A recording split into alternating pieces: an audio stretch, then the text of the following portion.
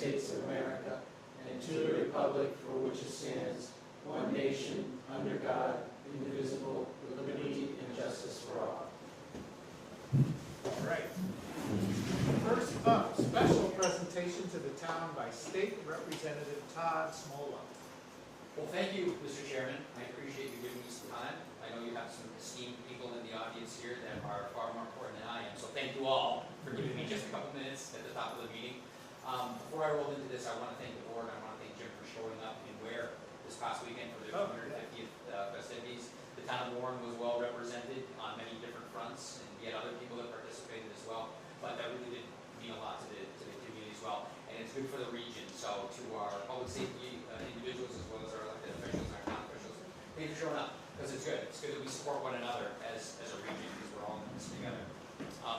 I've asked for your indulgence tonight for just a moment, because I wanted to set a special presentation here to the town of Warren. We've got a big year here in America, our 50th anniversary. It's pretty significant. Post the signing of the Declaration of Independence 250 years ago, in Salem, Massachusetts, there was actually a well-known printer. His name was Ezekiel Russell. And what he did was he printed a copy for every municipality in the Commonwealth of Massachusetts at that time, 250 years ago, of the original Declaration of Independence. The mission was to take that, deliver it to every municipality in the Commonwealth of Massachusetts at the time, to have all of the ministers of the parishes read those in public so that they can be received, and the information therein can be received by the townspeople, and then for the town clerks of every community to handwrite a copy of the Declaration into their official local municipal record. And through an organization called America 250, this year what they decided to do was reprint a copy of the Declaration of Independence in the same manner that Ezekiel Russell did 250 years ago. So it's on the same linen cotton paper, and it's the original document.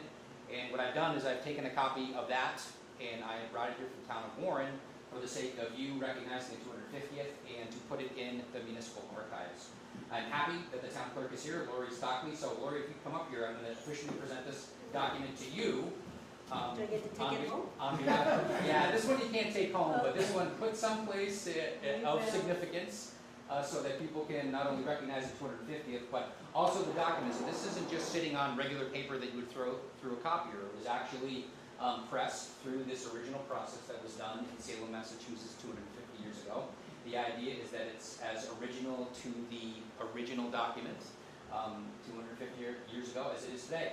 And on the back, there's included just a quick write-up of Ezekiel Russell and kind of the history of it and how it came to be. So I thought it would be appropriate to officially present it to the board, keep it in the good stead of the town clerk as our official record keeper in the community, and maybe in 250 years we'll all be back to give you another one. So thank you for your time. I appreciate your indulgence tonight. Thank you very much. Lori, thank you for coming tonight. You're Really very do welcome. appreciate it. Thank you Great. so much. You got it. Okay. Now, on to everybody else. Okay. Thank you very much. Do you want me to take Thank you very this much. and walk it up at the office? Do you want to take it? No, We'll collectively decide which way to put it Oh. next time or whatever. Okay, I'll Thank take you. it back and I'll lock it up in my fireproof closet. Okay.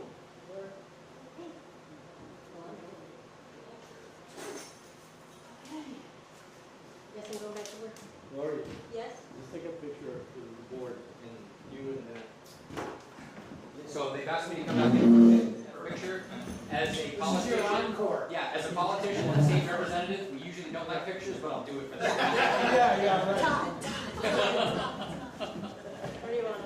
Why don't you come right here in the center, and I'll Right stand here right on in the, the yeah, center. get in the center, remember? Blocking it? No, No. yeah, got it. Yeah, I'm sure that you're you're sure. good.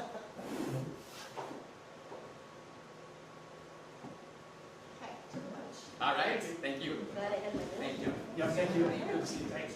All right, you guys want to see it before I go lock it up? All right. Okay, I will go lock it up safely. Okay. Travis, what was me? Bye guys. See you Monday. Bye, thank you. All right, so next up, review and discuss a written complaint regarding an electrical inspection request. Unfortunately, neither party could attend tonight. This is a complaint from Rebecca Acera. She did ask that this be put on the agenda for this meeting, but she is not here. So I'll just summarize the complaint. She was demoing a shed on her property. It had electricity. The building inspector required her to take out a permit to disconnect the power, and that's done basically so that when you disconnect the power, it's certified to be safe, so no one gets electrocuted or nothing burns down. She says that the work was done, and on May 13th, she had called the number listed on the card and left a message. She did not hear back and did not do any kind of a follow-up call. So she did not get that inspection signed off. Apparently the shed has been demolished now, debris hauled away. She wanted her permit fee back.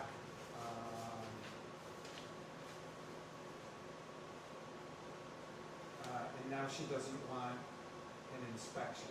I do not want, nor do I need an inspection at this point. So, you want to fill in anything on this?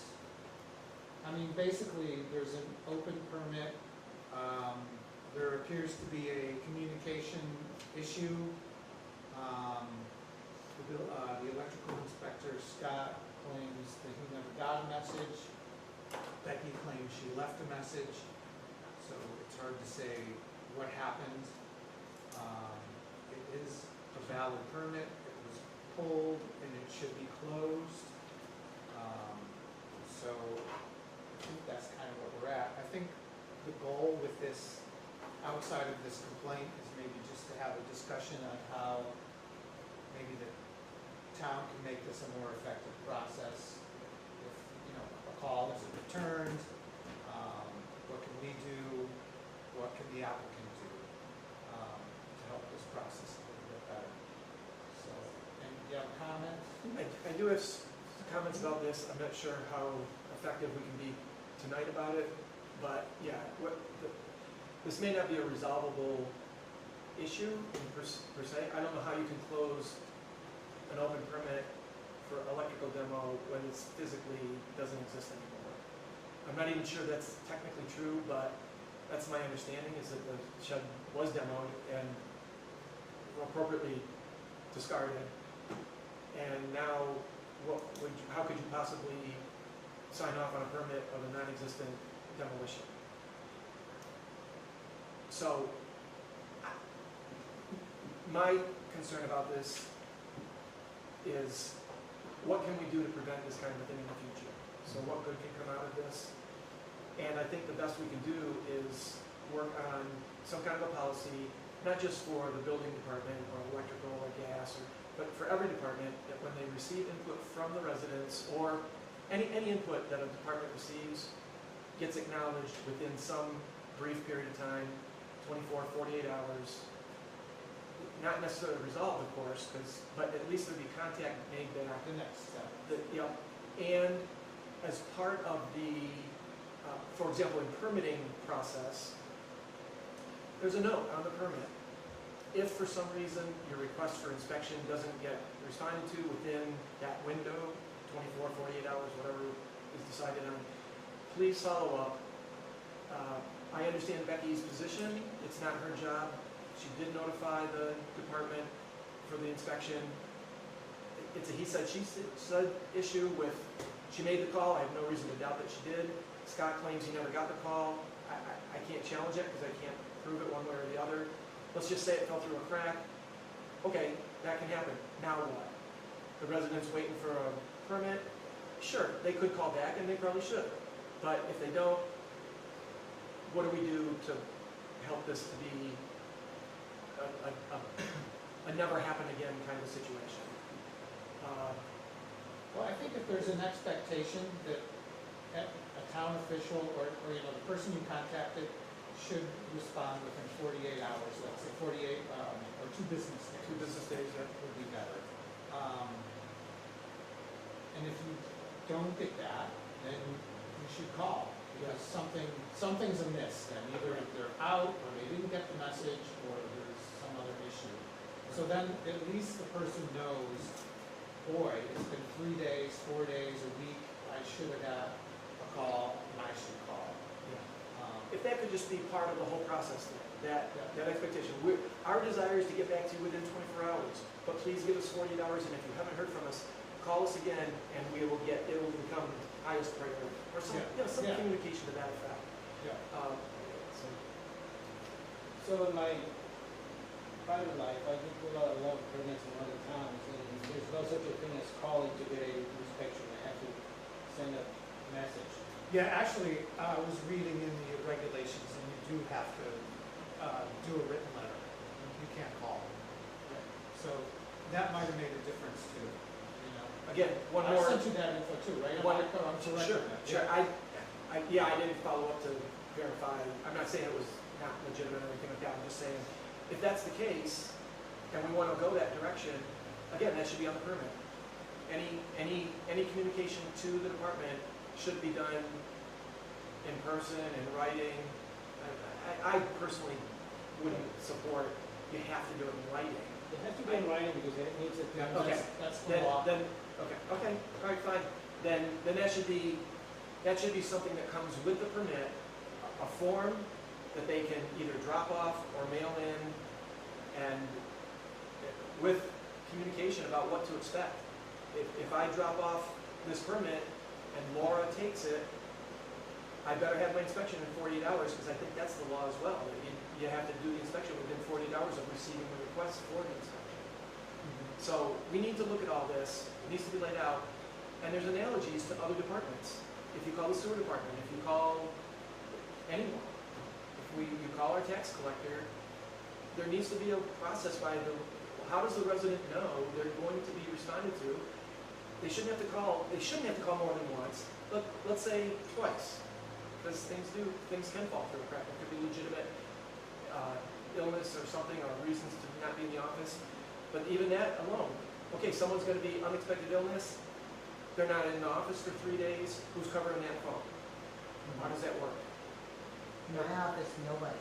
Because nobody comes in my Okay. office on that day. We're not going to solve this here tonight. All I'm saying is that we, as a board, and with our town administrator, we need to come up with policies so this kind of thing never happens again. Well, I can't call on you, I'm sorry. Can I ask a stupid question? Yeah, When you said you put it in writing, you actually submit a letter to them, or do you do it And sometimes text? there's a form and you click to submit and then you ask for it electronically. But it's a black and white timestamp request.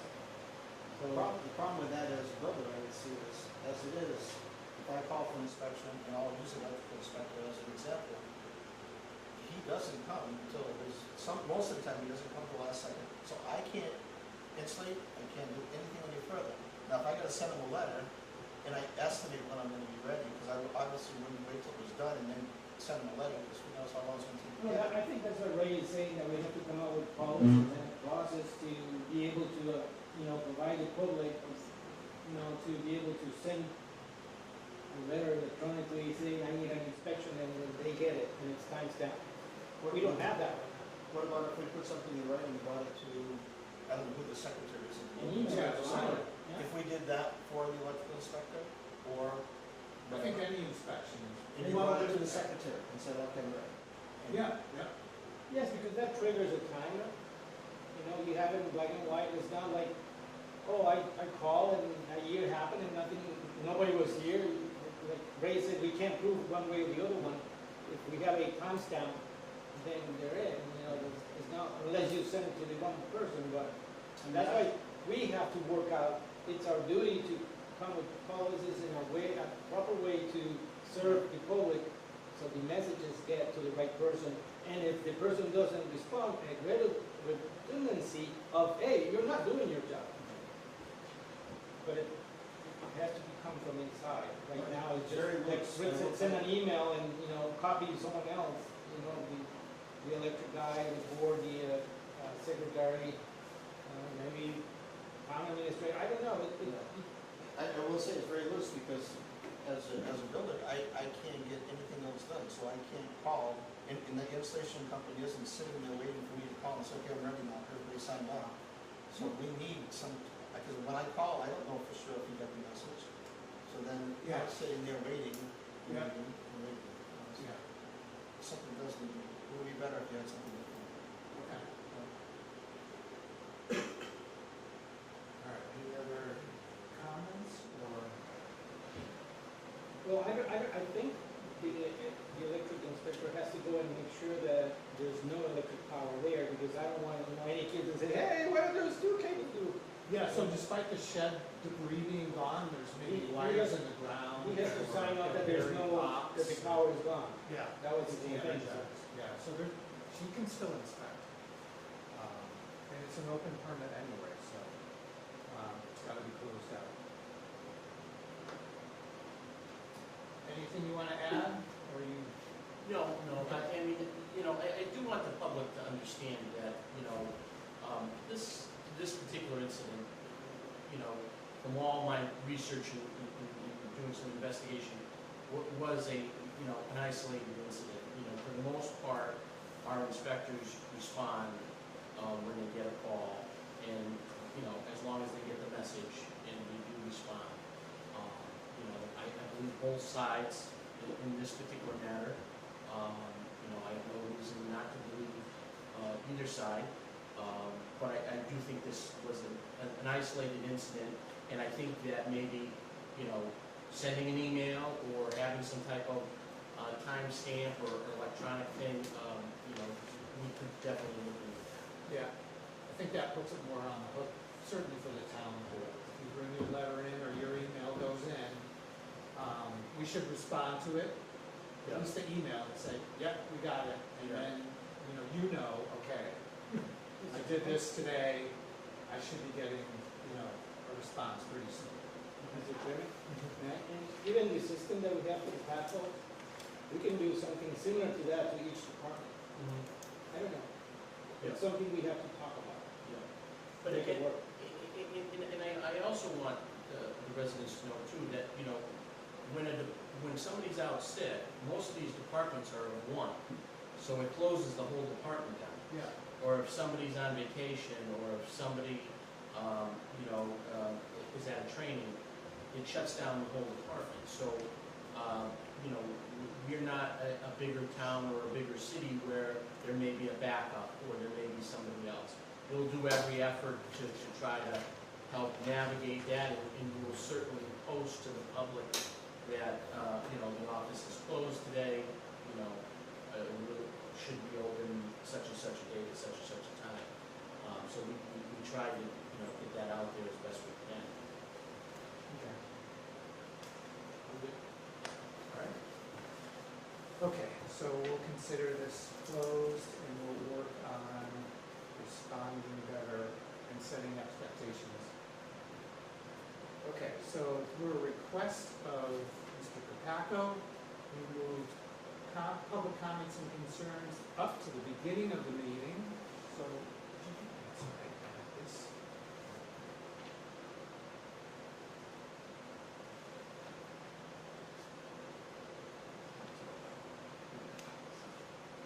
All right, comments and concerns, anybody?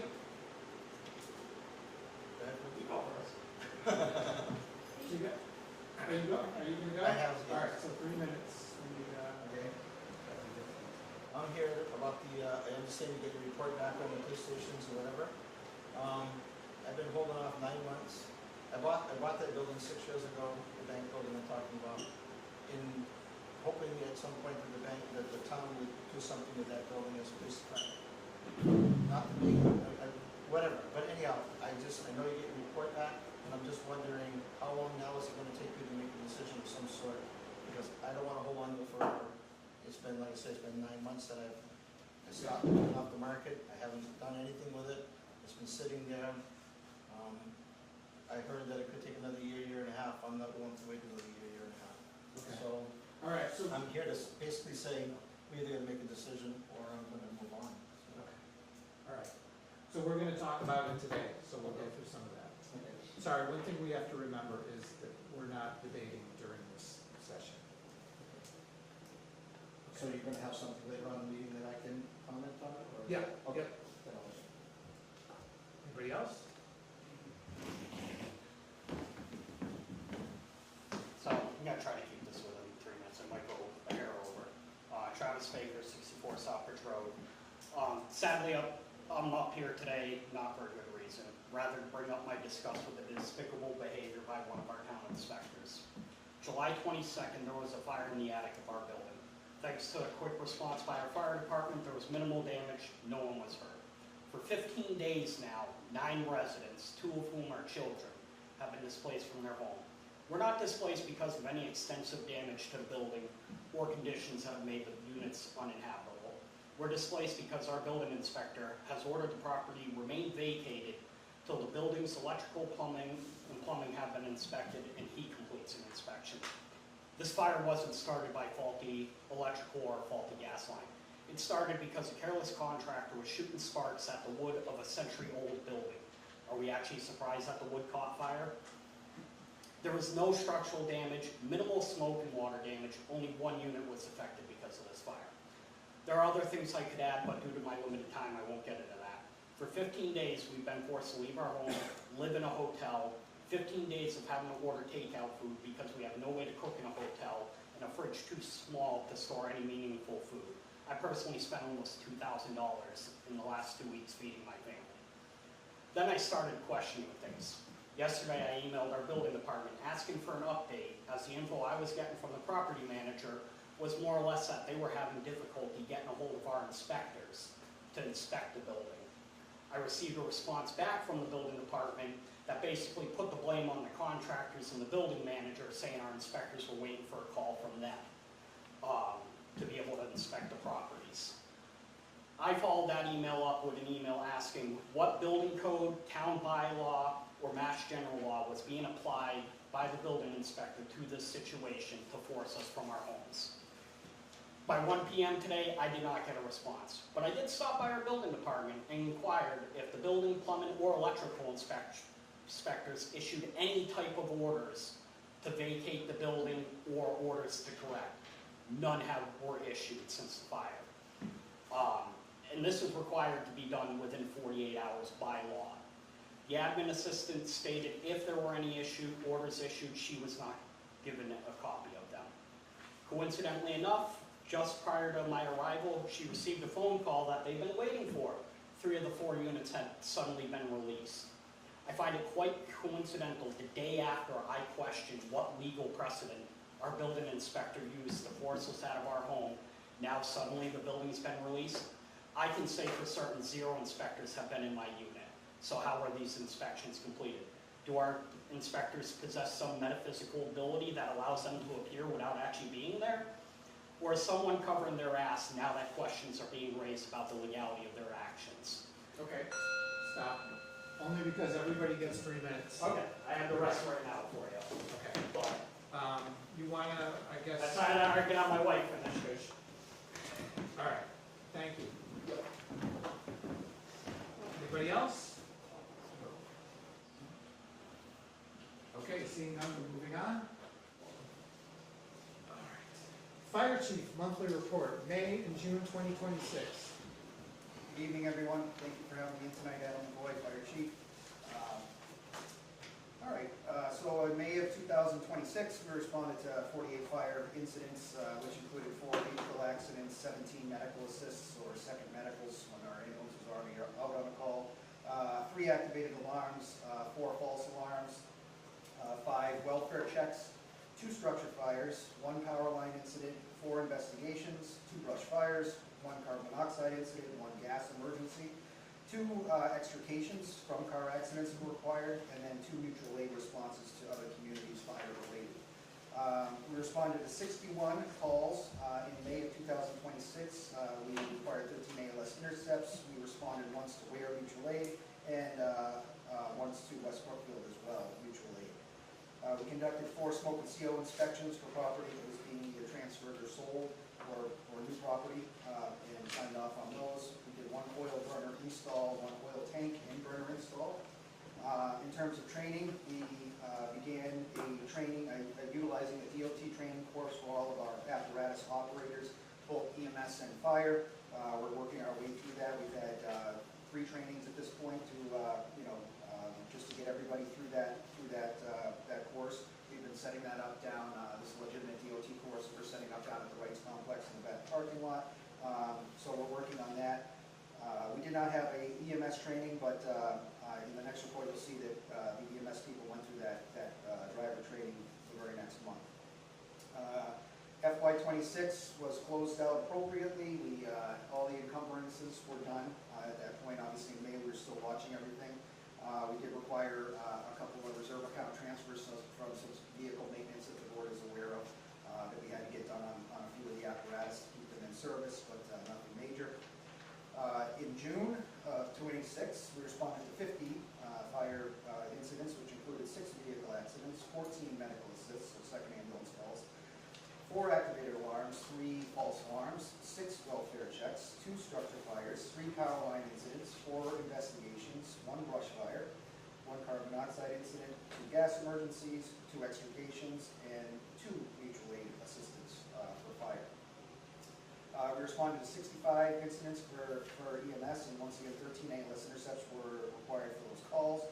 We had 2 responses to Ware mutual aid ambulances and 1 response to West Brookfield.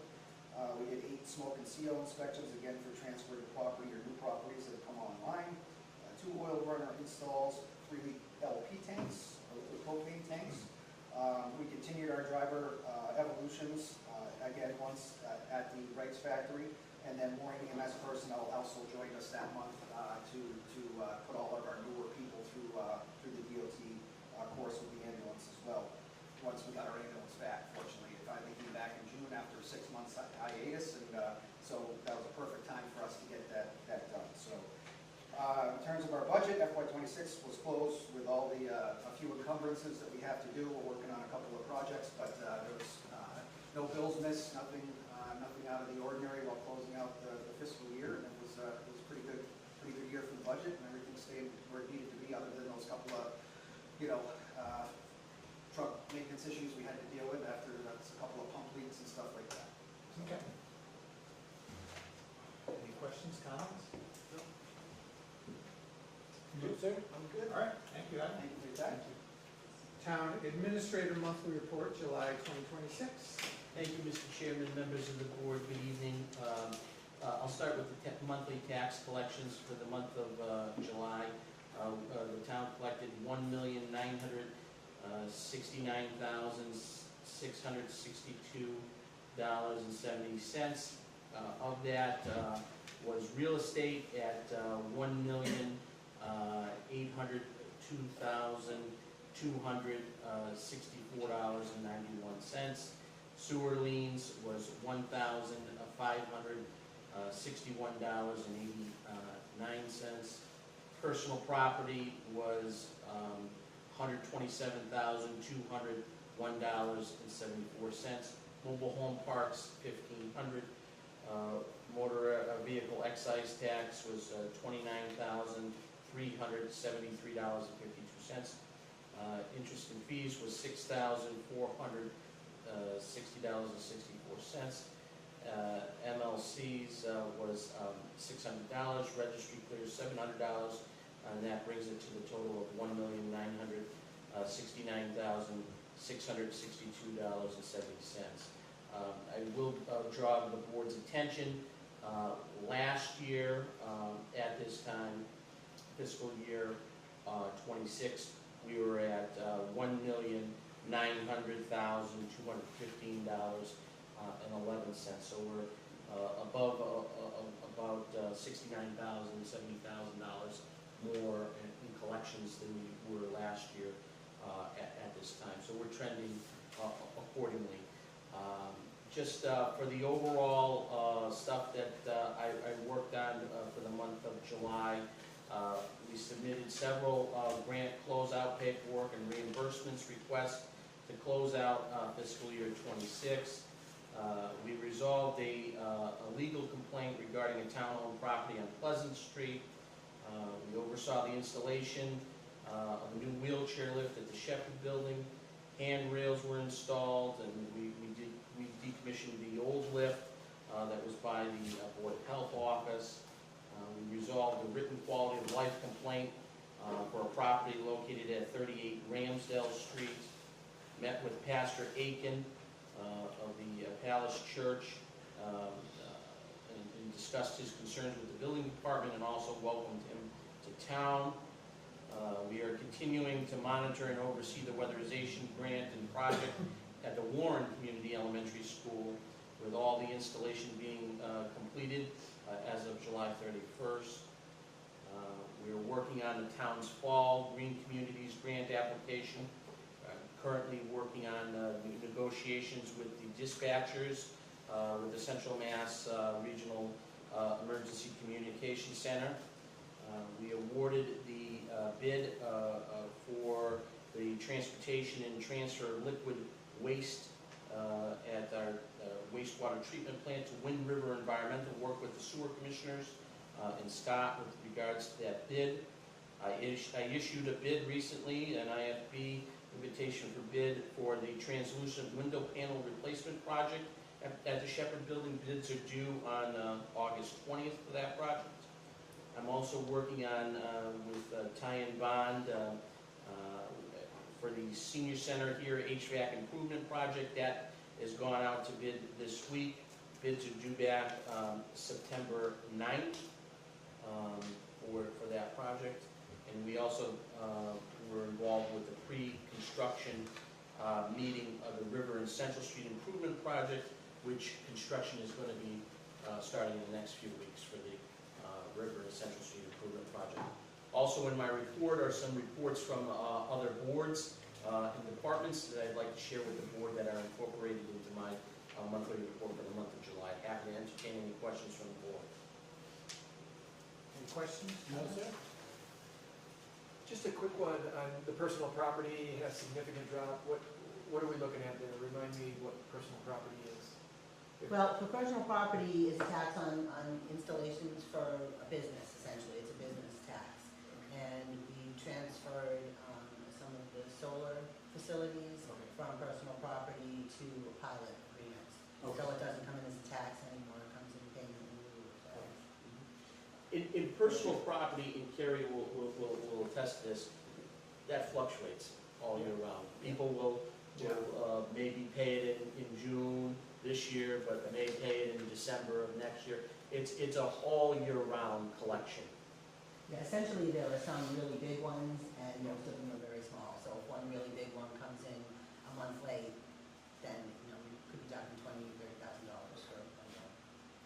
So, if I can make a suggestion, this chart it's the first month of the fiscal year. But can you, moving forward, instead of month by month, can you do a year to date? Sure, I can do that. Because I think that'll iron or smooth out fluctuations. Yeah. Like do this month or whatever month you're reporting on it, and then, this year to date and last year to date. Sure. That'll give us a good idea of the trend. Sure. Thanks. I can work with you on that, Yeah. adding lines or whatever. Excellent. Okay. Thank you. That it? Yes. All right, discussion with possible vote to appoint Tracy Mazier for a 3-year term on the Warren Cultural Council. So Tracy, we got your letter. We can only appoint you for 1 3-year because we only serve 3. We can't go beyond 3 years doing something like that. So stand up and just tell us real quick who you are and your involvement with the Cultural Council. Tracy Mazer, I'm a West Warren resident. I've been involved with the Cultural Council since roughly 2015. I'm on my 3rd start of a 6-year term, which would be 2 consecutive 3-year terms. I enjoy being on the Cultural Council. It brings a lot of culture and art and science and humanities to Warren residents that wouldn't happen without the Cultural Council. So I feel it's a very important group to be part of. Okay. Any questions? No, sir. No. I'll make a motion to appoint Tracy Mazer for a 3-year term on the Warren Cultural Council. Is there a second? Did you say 1 year or 3 years? 3 years. 1 3-year term. 1 3-year term. Yeah. Sorry, Tracy. Second. All in favor? Ray Capeco, aye. Derek Bailey's aye. Richi Hacker, aye. Thank you. Motion carries. Welcome back, I guess, Thank right? you. Congratulations. Glad to have you. All right, discussion with a possible vote to appoint Haley Haley.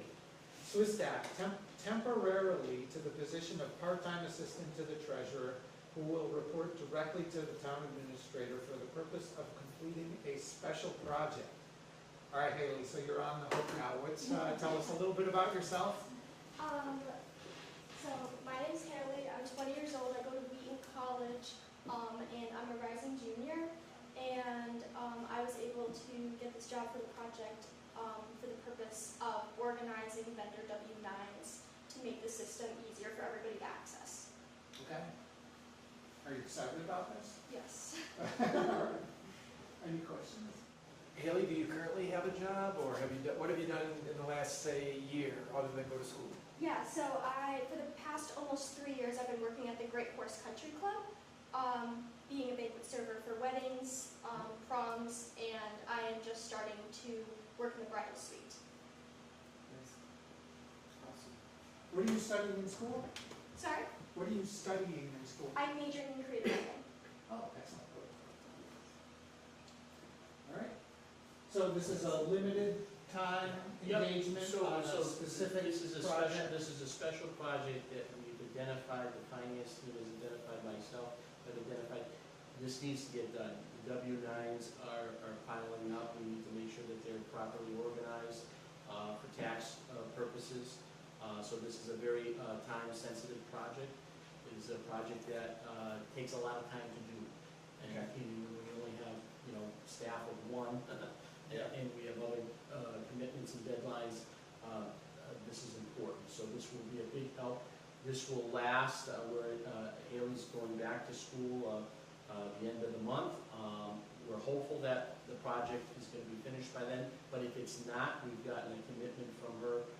She will come back in December to help us out to do some cleanup with it before the start of the new year. Okay. Great. I don't have any ever awarded. Board is. Yeah, I'm fine with it. You good? Good. All right. Motion, please. I'll make a motion to appoint Haley Swistak temporarily to the position of a part-time assistant to the treasurer that reports directly to the town administrator for the purpose of completing a special project. Is there a second? Second. All in favor? Ray Capeco, aye. Derek Bailey's aye. Richi Hacker, aye. Motion carries. Welcome aboard temporarily. All right. Request from the treasurer for a vote on the renewal of a ban of bond anticipated note for the town's ambulance. So I went out to bid yesterday. We have one, Did you say your name? sorry, Dawn's District Treasurer.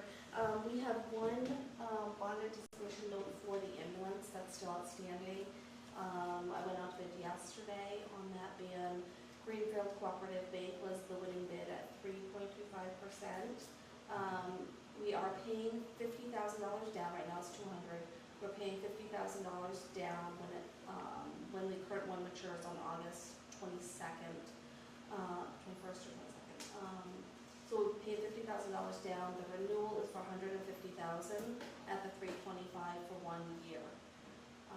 So I have the documents. Christina has those to sign tonight. There's the note that the board needs to sign. The vote, which just the chairman needs to sign. I'm sorry, the clerk needs to sign. There's 2 covenants that the board needs to sign, both copies of those, and then there's also the clerk's certificate that the board needs to sign. So it's all tagged, anything that's tagged in pink requires your signature right where the pink tag is. So yeah, my hope and anticipation is come this special town meeting to request $100,000 to pay this off. It'll be a balance of $150,000, so $100,000 to pay it off, and then $50,000 through the omnibus budget next year, because it'll be coming due August of 2027 on this new one. So that'll take care of our short-term debt, and then we have 3 long-term debt projects that we still have. Curious about 3.25%. How does our bond rating influence that percentage? Our bond rating doesn't influence that as much. much because it's a short-term note that typically is bought by area banks. So more so what they're looking for is the term of the note, the amount of the note, and the use of the note. And that's one reason I'm going to ask for $100,000 at special town meeting, because the smaller the note becomes, the less desirable it is for a bank to own, because it's just such a small piece, because they use it for liquidity purposes. So that's one of the reasons that I'm going to be asking to pay it down, because I feel we're going to have enough free cash to do Just to that. get rid of it. Yeah. And this is actually, the 325 is actually the lowest rate on the one-year note that we've had since we put the ambulance on in 2021.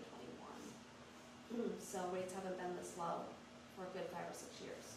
I was happy to see that, but I'll also be happy to see it go, Yeah. so. All right. Questions, comments? No, sir. Comment is simply, yeah, good job getting 3.25, that's good. So there's an actual verbiage in your binders of how the vote needs to be read in the motion. Okay. Oh, pink wasn't showing. Put that there. Okay. I'll make a motion to ratify the sale of the $150,000 bond anticipation note of the town dated August 21, 2026, and payable August 20th, 2027, to Greenfield Cooperative Bank at par with interest at the rate of 3.25% per annum, payable at maturity. Is there a second? Second. All in favor? Ray Capaco, aye. Derek Bailey's aye. Richi Hacker, aye. Motion carries. Thanks. All right, request from the town clerk for a vote and signature on the 2026 state primary election warrant. We don't have a clerk anymore. Yeah, this is the state primary is September 1st. There's a warrant with the polling locations and the offices that are going to be on the primary ballot. All polls are open in Warren, and all from 7 a.m. to 8 p.m.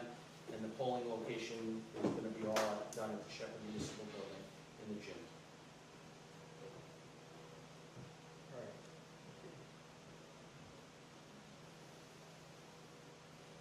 So I'll make a motion that we approve the 2026 state primary election warrant. Is there a second? Second. All in favor? Ray Capaco, aye. Derek Bailey's aye. Richi Hacker, aye. Motion carries. Review and discuss with a possible vote on the execution of a contract between the town of Warren and Ludlow Construction Company, Inc. for the River and Central Street Improvement Project. Thank you, Mr. Chairman, members of the board.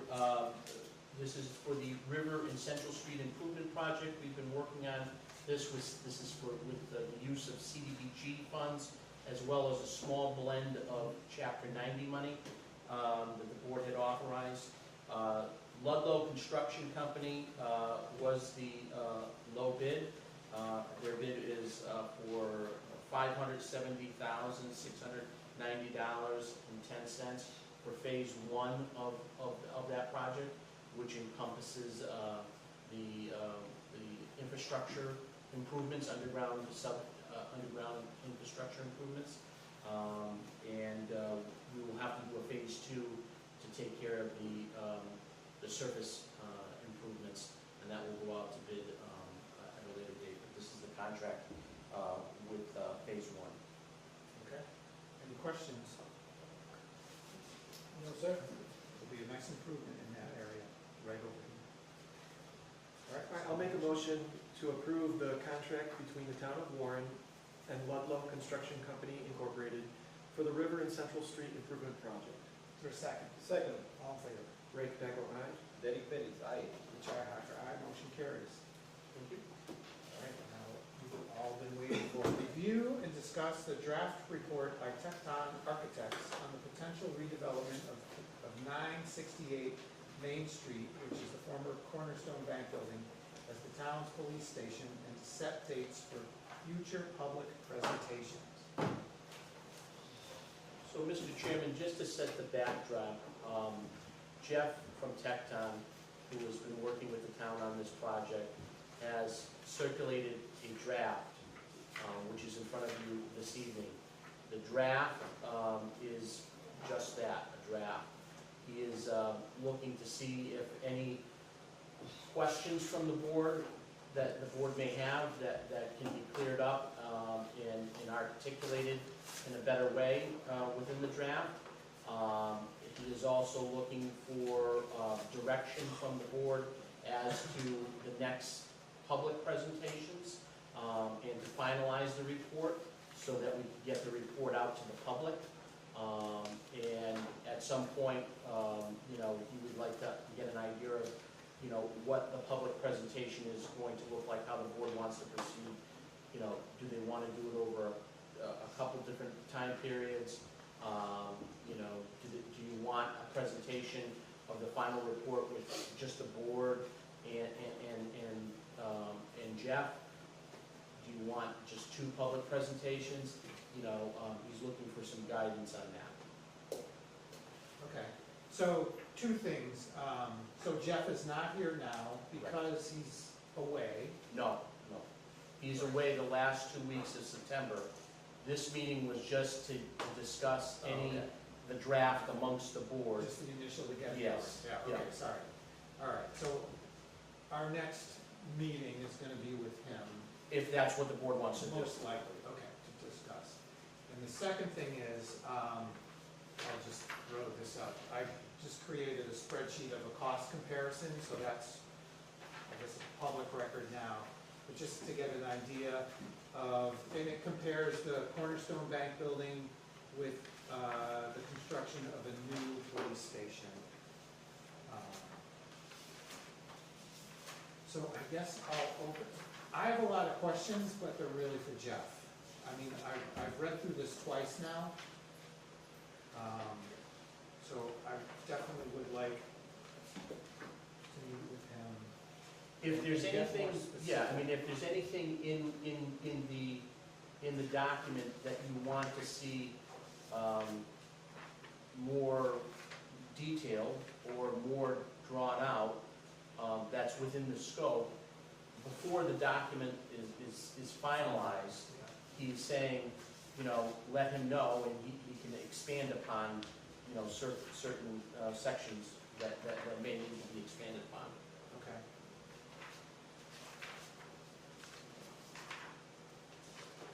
All right, and I'll throw this out. So what we had was a program which talks about what the police building would look like. Correct me if I'm wrong, he pulled it. The program is based on the current needs of the police department. Right, which was through interviews and. With interviews from the chief. Yeah. And then projecting that out for 25.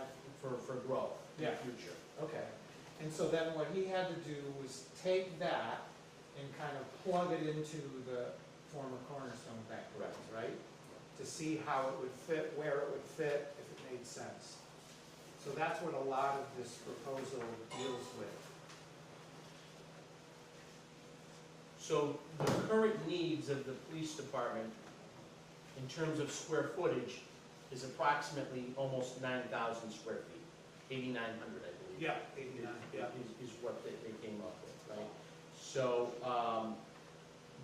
the square footage of the former Cornerstone Bank building is about a little bit, like 10,800?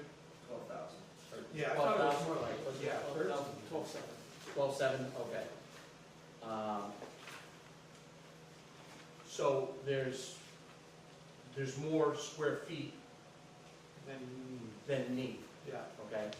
And obviously, when you're doing public safety buildings, square footage is what drives the cost.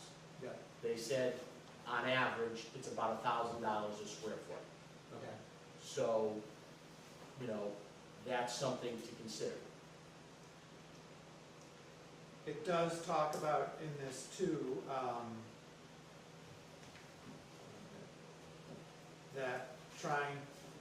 just because the building's bigger doesn't make it any easier to fit the, what's needed into the building, especially because it goes over 2 floors.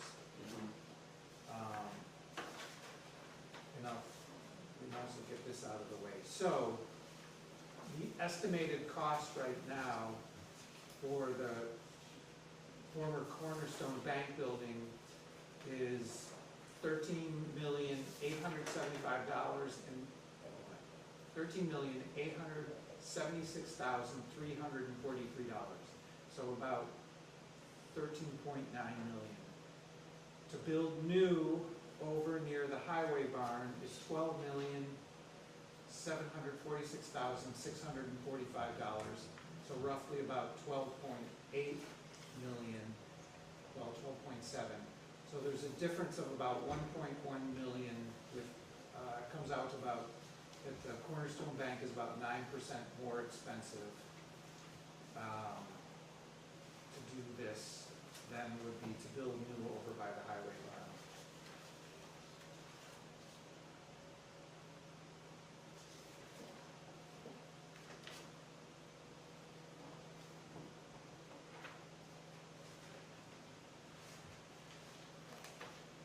So I guess our decisions are what's next, and do you want any more information or well, not any more information, but do you want to change this study at all? We Do we want to add things? We or- wouldn't change anything. We would Yeah, maybe expand upon some additional things. The study. clarify, or, Correct. yeah, right, yeah. Anything like you don't understand or needs to be better specified, you might have issues with plans. And you don't have to answer now, but this is what we need. So we're gonna set a meeting date to meet with Jeff. And so before that, we should have, if we So- wanna have better plans or, I don't know, some modification. You know, what, does the board want to meet with Jeff at a meeting before he conducts the public meetings? Or, Yes. okay. Yeah, definitely, because I have a bunch of preliminary questions. But his next thing is that he wants to take, you know, the report and finalize it. So after that meeting, He wants to finalize the meeting, he wants to finalize the report within the next week or so. oh, okay. So I'm no one to challenge the price. To me, it doesn't make sense that it's almost the same price as build new. I know the plans are lacking structural and other things, but it doesn't make sense. Like I said, I have no way to prove it. It just, when two projects are about the same price is when you have an old building and you say, let's get rid of it and build a new one, right? But here we're actually using the structure of an existing building. We are changing some inside and everything. But to be, at the end, to be almost the same price as a complete new building, Well, it's more expensive than a new building. how much though? 1.1 million. 9%. 9%, the Cornerstone Bank is 9% more in cost. Well, that's what it doesn't make sense. It should be less than 3/4, less expensive than building new, because we're not rebuilding the building. The shell of the building is there, the structure is there, we're just changing the inside. It's because there's 30% more square footage. So them trying to. It doesn't matter, the space that we're not gonna use, why charge for it? Because I think the way they have to position things in the building based on 2 floors as opposed to a Yes. layout that's more But efficient on The one. structure is already built, Yeah. it's not like building new one. So Plus- there should be a little cost savings on that. You have an estimate built into this cost, estimate of $500,000 of land acquisition, where you would not have land acquisition costs on the Brimfield Road site. But it's $500,000, it's not that Well, much. I mean, that's half the cost right there. It's $1.1 million more expensive. If you pull out 500,000 from that for acquisition, now you're talking $600,000 But more. for any let's downsize this size, okay? And I wanna be clear to the public, that's an estimate. So there would still need to be a negotiation had. So I let's, mean, that's what I told them to plug in. There are certain things that were not included in this. too. let's downsize a little bit. Let's imagine this building, and you wanna put here the town offices. How much is gonna cost to cut this in offices and do that, change a couple doors and windows? Then, okay, now let's just rebuild the whole town building again. It'll be a much more expensive. Here, we already have a structure. Right, but he also mentioned things like the building codes required for a police station. But Which it means doesn't you have to mean for a new shore one. up, the bank building as opposed to a new building where you can build all that stuff in. That's why I say I have no way, knowledge of how to challenge that, but it doesn't make sense to me. I mean, you have, you know, the numbers are here, Yeah. you know. If I have the option to buy an old house and redo the whole inside and move in, or I have the option to build a new house the way I want it, this looks more expensive than the old house and just renew the inside. Not the opposite. I guess you have to answer these questions. I don't Page, know. page 42 had the probable costs narrative, so he addressed some of what you're speaking to, Derek, in that section.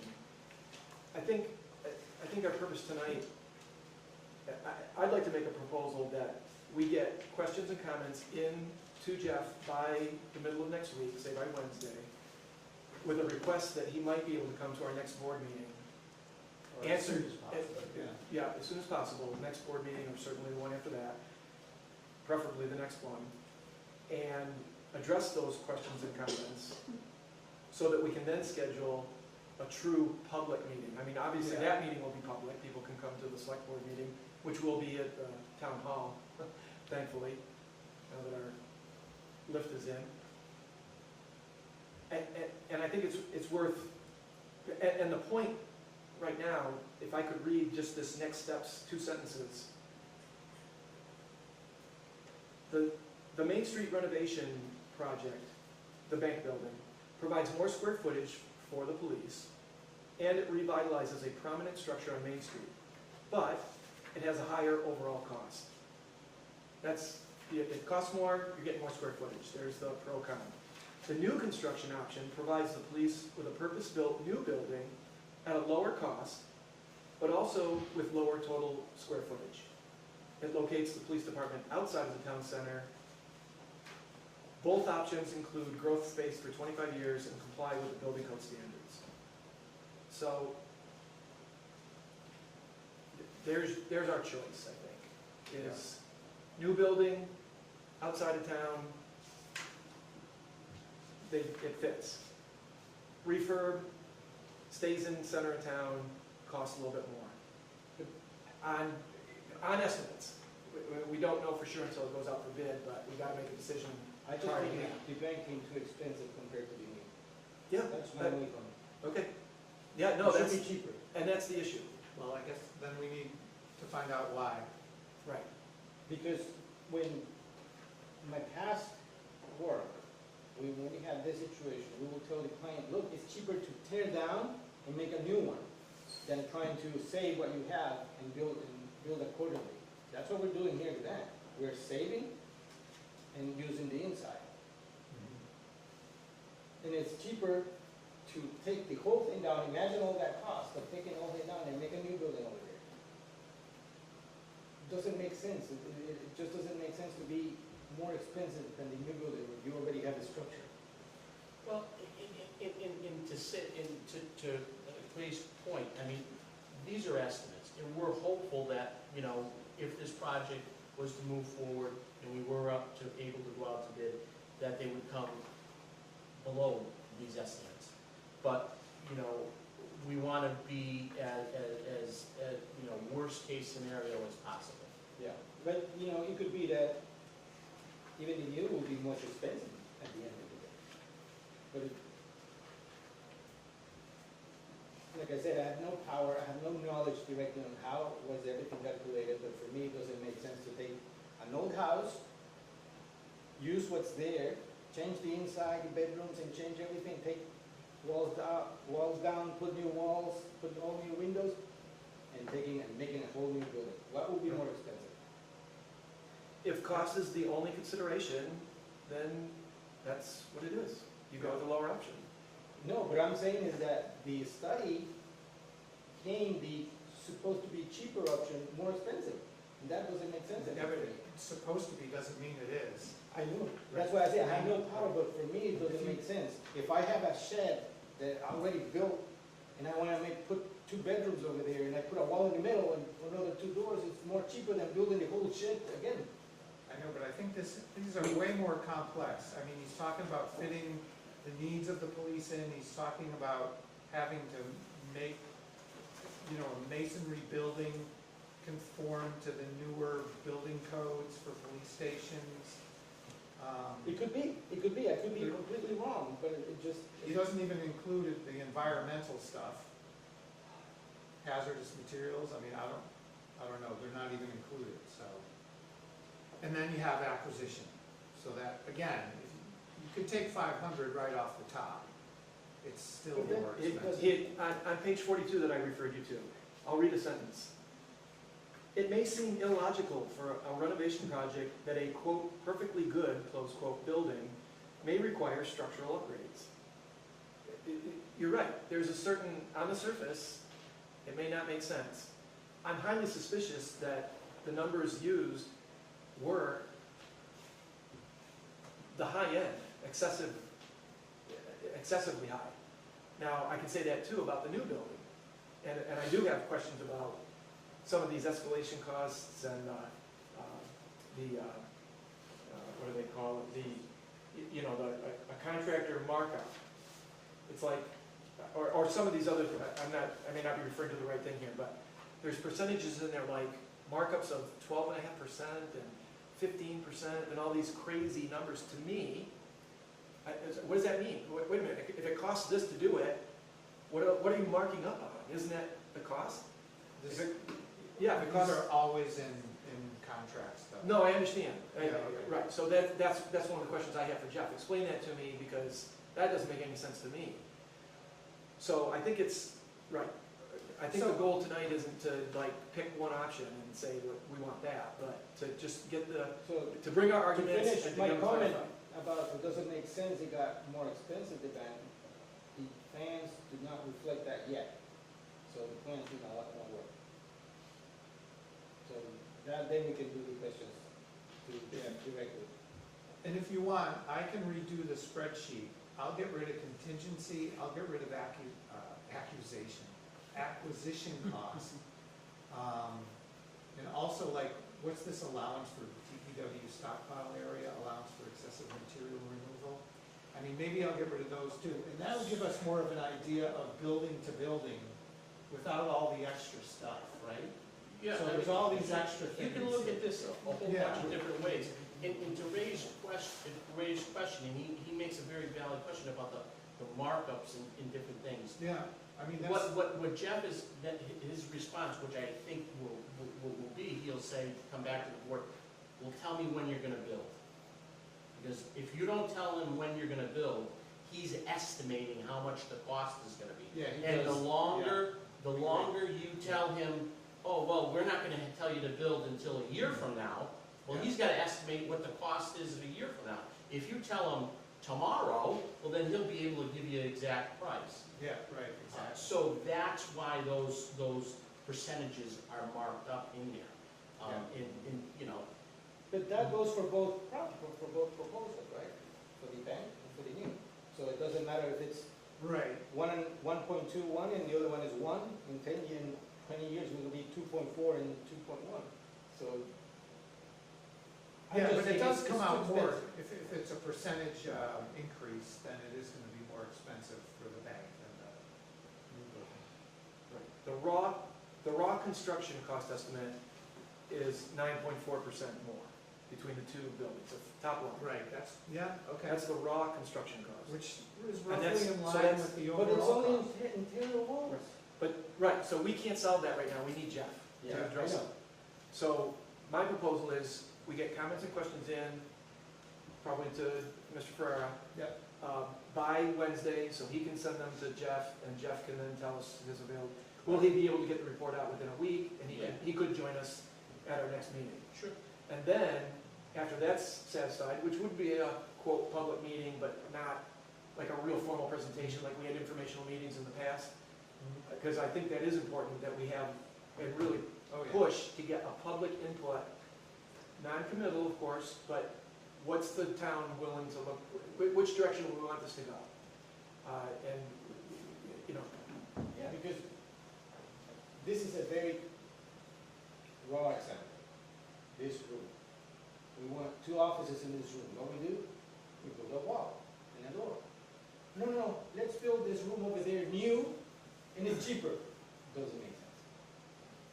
I think you're forgetting that we have to come up to the public safety standards, so they Yes, just, understood, the whole thing, there's gonna be all new wiring. That's why I have no challenge to, no way to challenge this, but to my surprise, it was more expensive than the new. You can look at it this way too, you're spending 9% more to keep that building, to keep the police downtown, and to not have that building go to some other use. Are you willing to pay 9% more to get that? That's one, I understand what you're saying, Derek, it's a good point, I totally get it. That's another dimension though to look at it, is it worth it, you know? Well, we can can both projects. Well, yeah, I guess we could. The other thing is, if the town is willing to spend, you know, the 13.9 million, so another $1 million more, what can we put in a new building plus another $1 million? Like if we bump the new building up $1 million to match what the bank is, what would we get? Yeah. Right, but then we will have the issue of, why are you gonna spend on an old building? Well, I mean, that's what people are gonna That's have why to it's decide. cheaper to build in an existing building. But it's not. No, You I keep wanna saying challenge that. it, I wanna keep challenging it, it just doesn't make much sense. All right.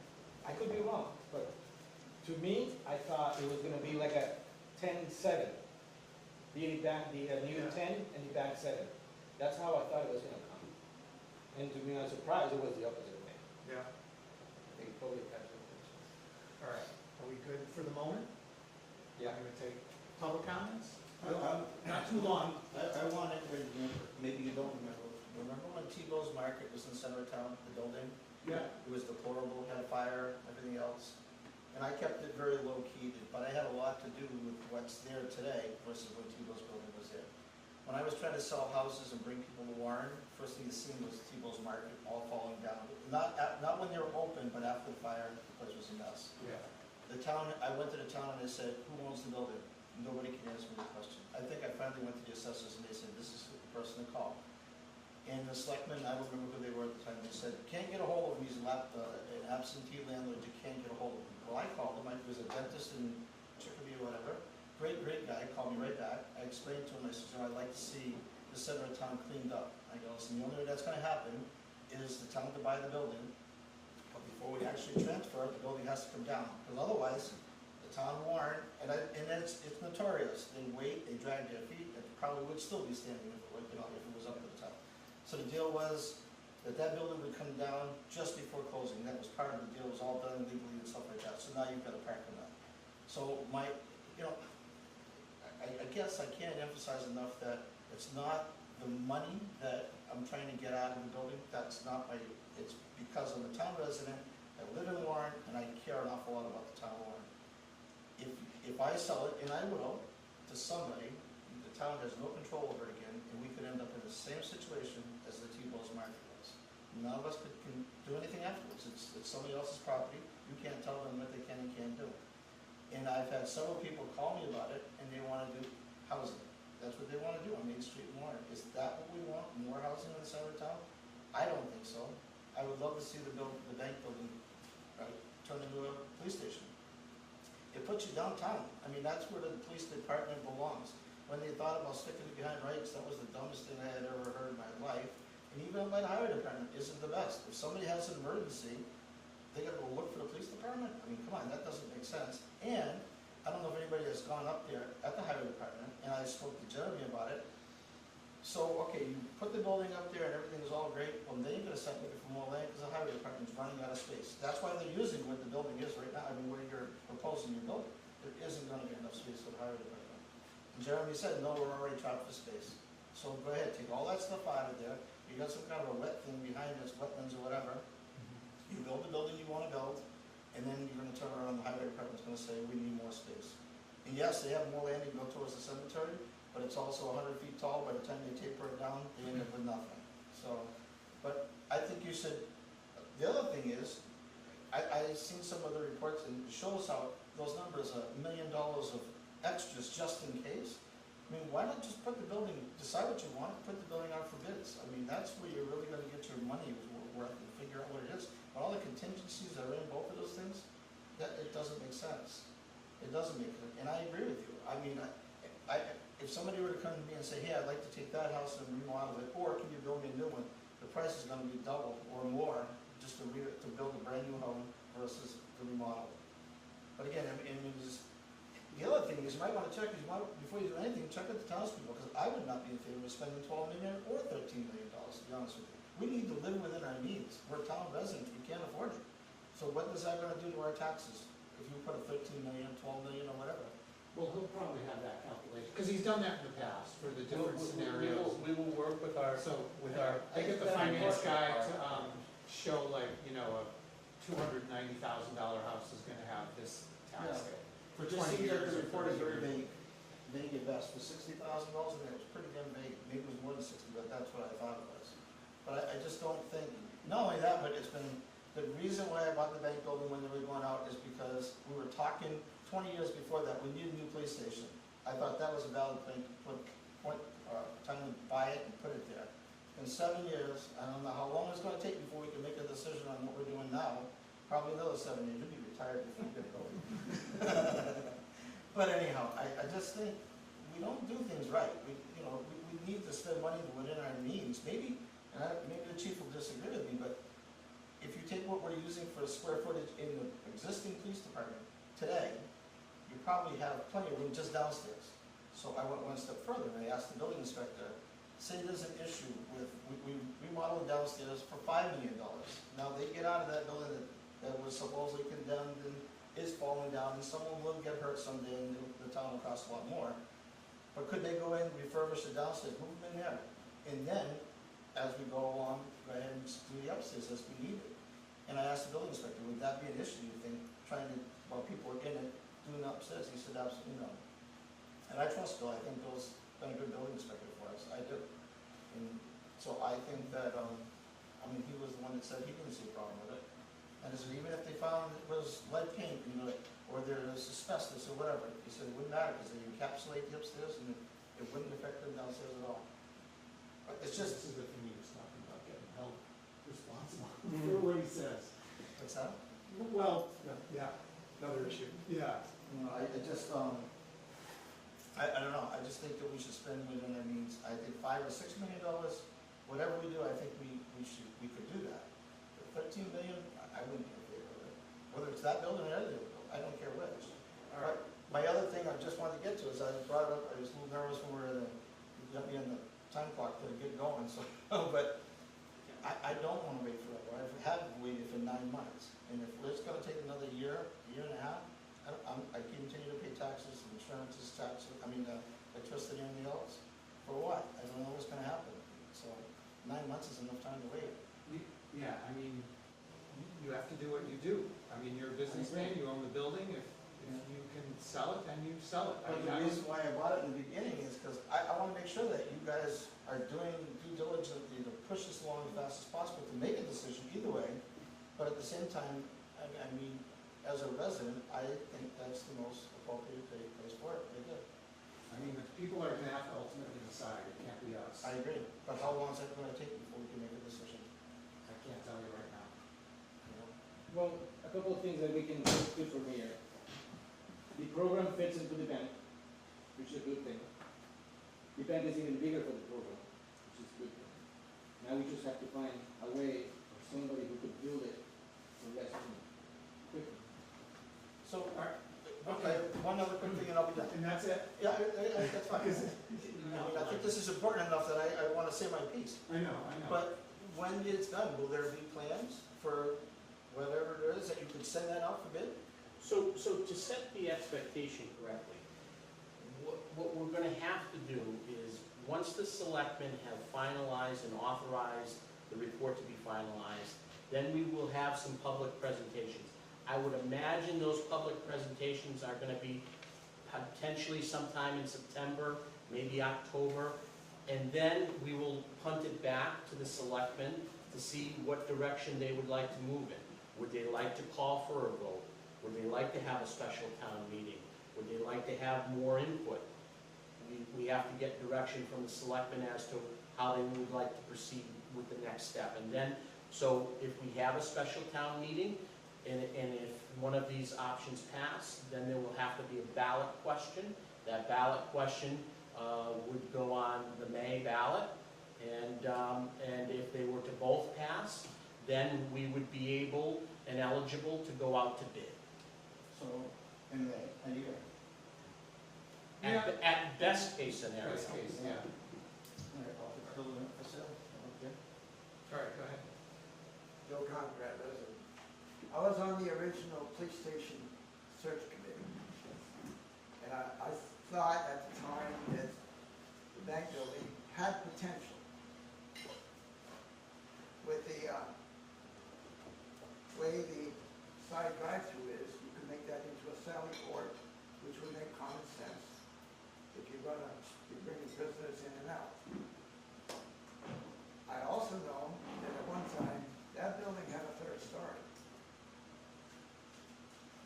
And all you have to do is look at the front end, you can see where the windows were at the top of the building. It still has great potential.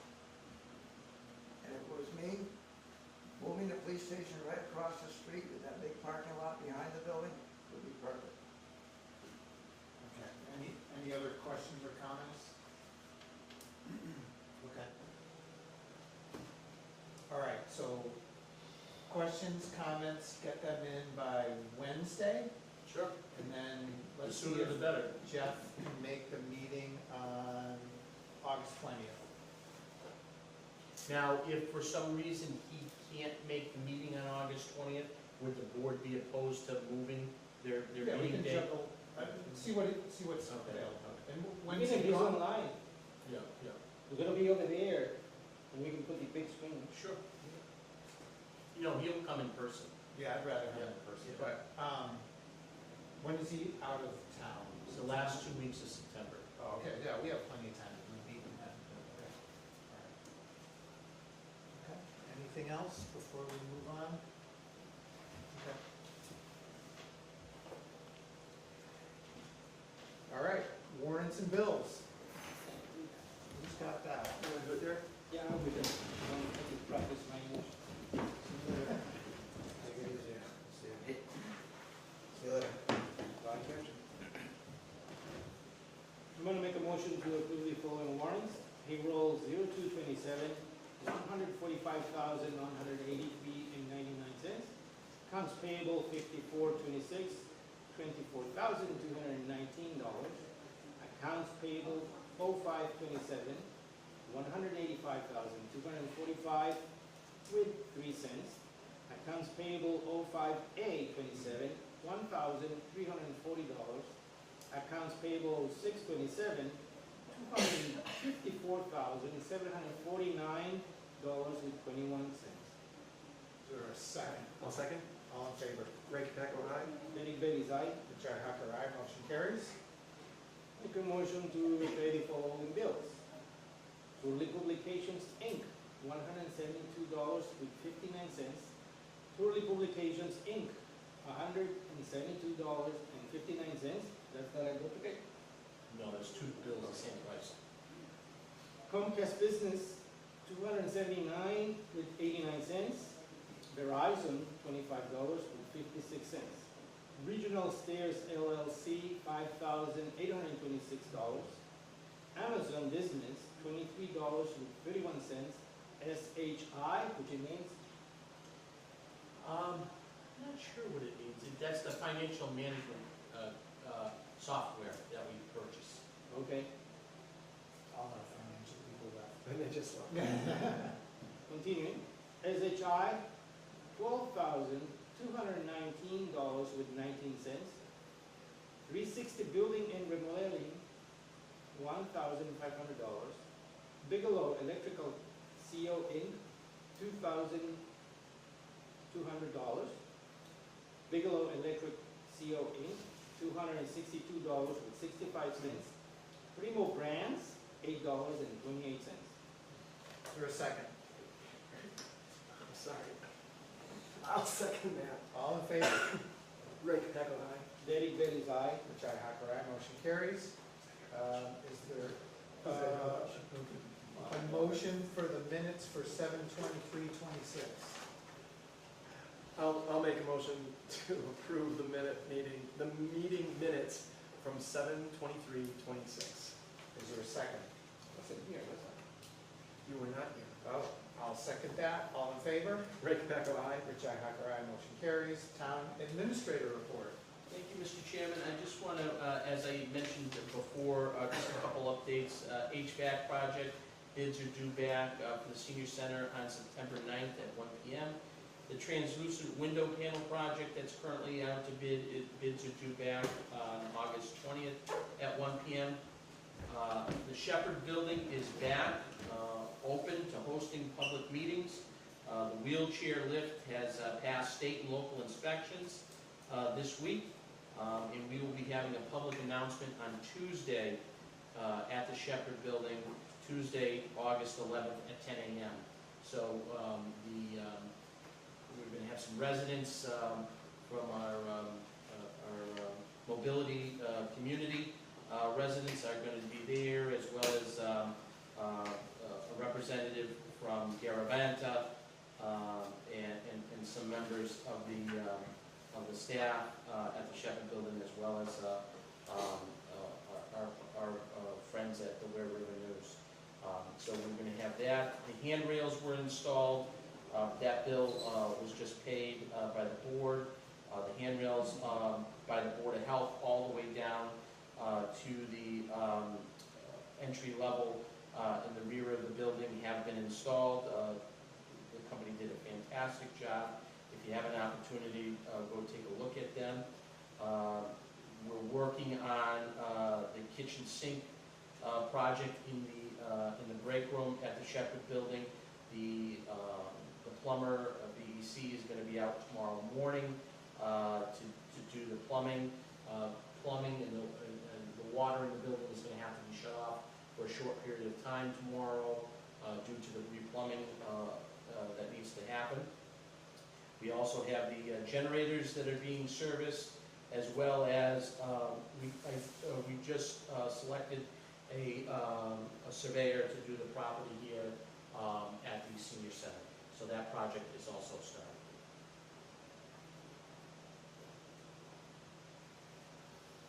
Okay. Any questions? Thank you, Jim.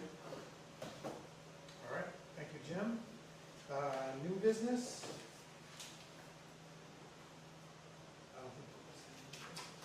Any old business? I would like to see if the board is interested in creating such a committee to update some of the town bylaws, about, the front of the houses. What I'm trying to transmit is when people leave trash, garbage, they don't cut the lawn, it just looks bad. If we can create a committee that will look at this and try to come up with a nice way to, tell the residents, you can't just abandon your yard and make it look bad. It's not good for the town, it looks bad, and, that kind of thing. It's just something that we have some complaints about, people complaining, other people with trash in their yards and noise and things, and there's no way we can tackle them because we have no bylaws.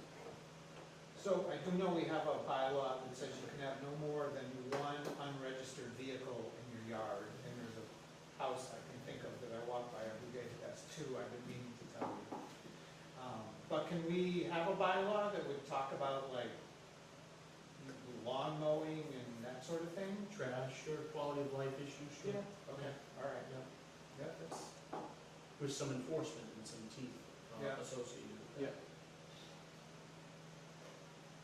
okay. Then, I would like to encourage the highway department to paint the lines of the roads with good quality paint. This is just too dangerous on narrow roads, especially in the center of town. Okay. Anything else? A lot of those, but that's fine for tonight. For tonight. Great, was that old business? Just, I guess that was sort of new business. New business. so We can I go. don't have to any old new, business. I don't have any new. Well, the other one I could say is, you know, we never pursued, I know it's a want, it's not a need, but I think it would be nice if we have permission and possibility to ask permission and then the power to fund painting the bridge in the center of town. Yeah. I think we just needed to let We them. just gotta get permission from CSX. We gotta- We need Yeah, the they were permission and we need to somehow afford it, it just so looks so bad, and it's a central point of town. Yeah. I mean, if we got a group or committee together that really wants to get together and do it, and they have to get the approved paint and Yeah. all of that. Do you want to say something? Before you do that, the paint that's underneath that, maybe red paint, Yeah. and if it's red paint, you're gonna have to remove it, Yeah. And it's gonna be huge. and that's gonna be hazardous waste.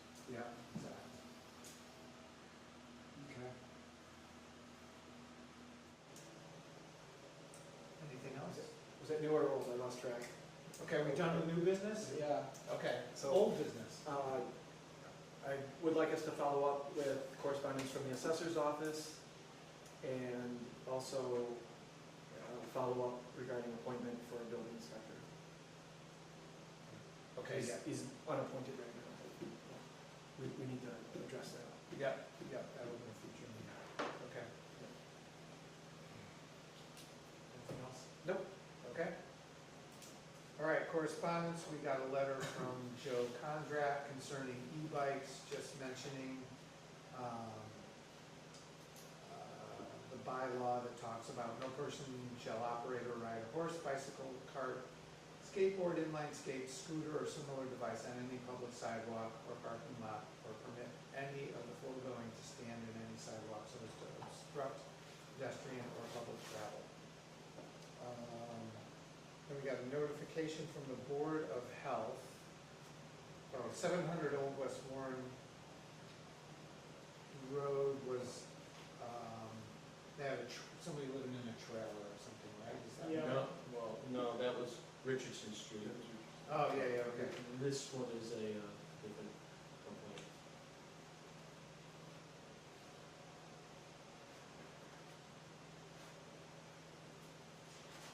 No, this one has a trailer too. 700 Old West Warren Road? Well, Richardson Street, I believe, had the trailer as well, but They both have trailers. Both have trailers. Okay, all right, so we got correspondence regarding that. Is there anything else in here that, didn't we lose our veteran? use our what? Veteran? Yeah, we talked about that last week, last meeting, you weren't here.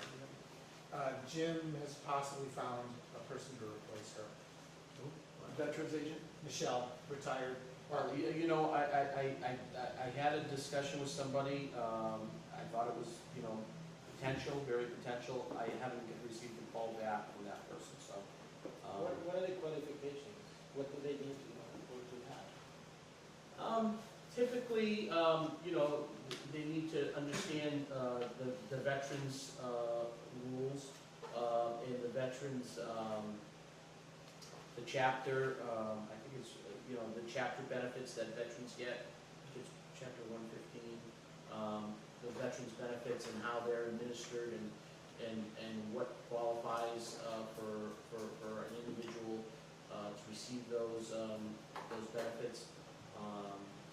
Typically, it's usually somebody who has, been a veteran, not all the time, but, most of the time, somebody who's, served. So your lead is a good lead, or do we need Well, extra? it was a person in town that was a veteran, so, you know, I'm not sure if maybe she's away and didn't get my message, but I haven't received a call back yet. I think it would be good to have somebody who's had experience dealing with a lot of the agencies that they have to deal with. too. Okay, so, yep, we're looking for a veterans agent. All right, I don't see any other correspondence, so our next meeting is Thursday, August 20th, 2026, at 6 PM. Is there a motion to adjourn? So move. Is there a second? Second. All in favor? Rick Hackle, aye. Derek Bailey's aye. Richi Hacker, aye. We are adjourned.